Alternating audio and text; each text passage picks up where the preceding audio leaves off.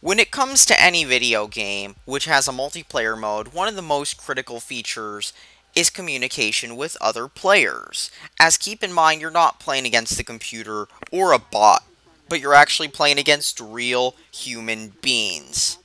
And in a team-based game, one of the most crucial features is being able to communicate with other teammates, especially in a game that is pretty much designed around teamwork and team play. For example, in real-time strategy games or first-person shooter games, you get a team chat button which instead of sending the message to everyone on the other team and you, it only sends it to your own team.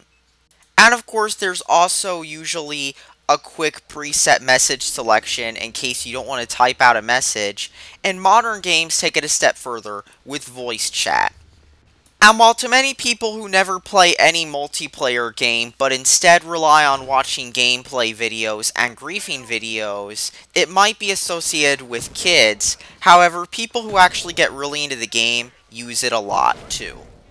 Now, Splatoon is going to be Nintendo's first attempt at trying to compete in the kiddie console shooter market. You know, the shooters for the kids whose mommy won't buy them Battlefield 4 or Call of Duty Advanced Warfare. Yup, that's who Splatoon's targeting.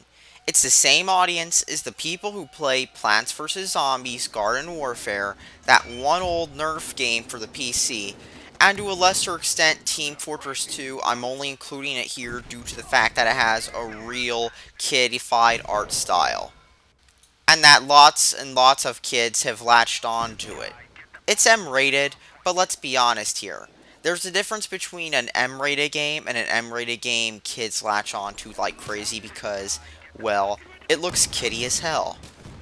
Moving on, despite Splatoon showing up to the E3 with the whole Nintendo Direct thing as a multiplayer demo, and Nintendo actually bringing a demo of it to the whole Smash Brothers tournament that recently happened, due to Nintendo still being afraid of online that actually is worth something, Splatoon is going to lack voice chat.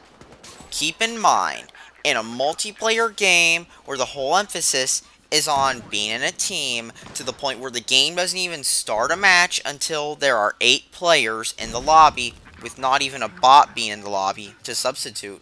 Now, let me just use an analogy here. Imagine if on a PC game you had to wait for the server to fill up before the game would start.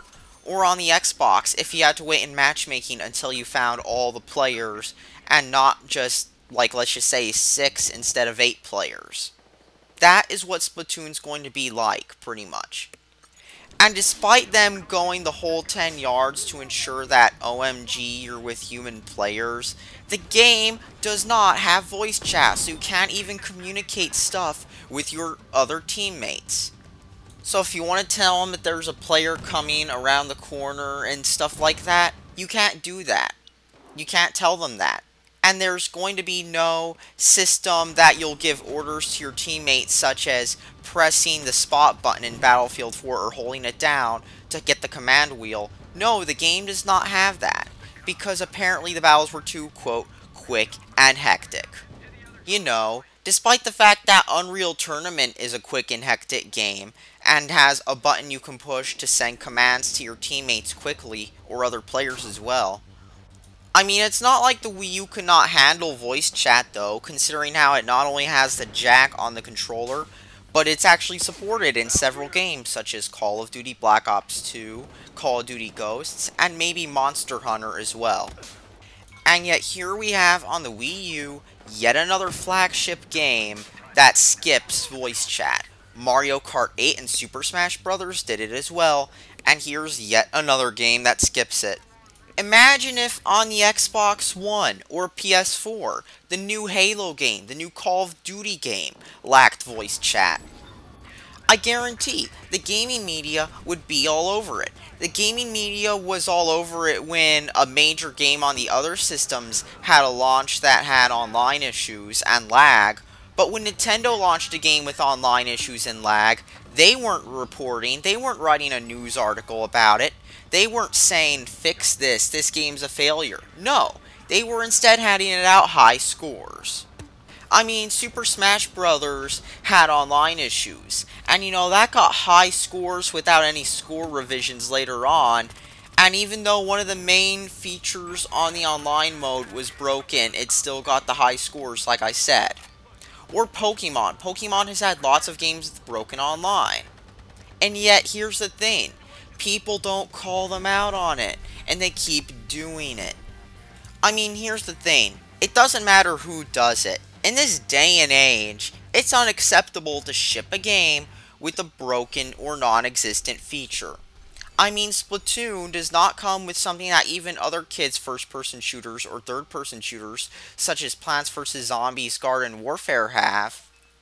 I mean, even original Xbox games such as MechAssault or Halo 2 had voice chat online, where you could voice chat with other people in the game. And yet Splatoon lacks something so basic. I mean, all in all, Nintendo is just making more casualized party games. Just like Mario Kart 8, just like Smash 4, just like Pokemon. Splatoon is going to be yet another party game, and especially because it lacks voice chat.